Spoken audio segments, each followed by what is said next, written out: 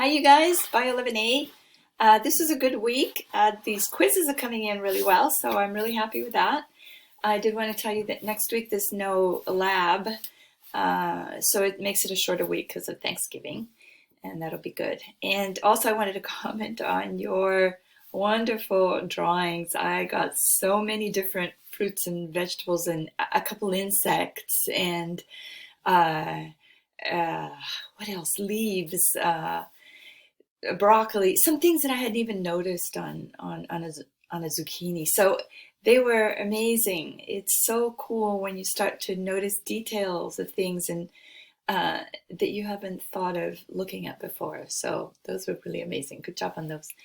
Um, so on we go. This week is the second part of um, uh, part two of diversity. That's what I wanted to say, diversity of animals. So there's no McGraw-Hill. You've already done that reading. So you just have a quiz on it. That should go well. It's a big chapter. It's a lot there. So when you do have your exam on this, I hope that you have those cladograms in front of you so that you can really see if I say, what group of organisms does the squid belong to. You can actually look at the cladograms and get an idea of where things belong. So I think that'll be fine, even though it's sort of an overwhelming chapter.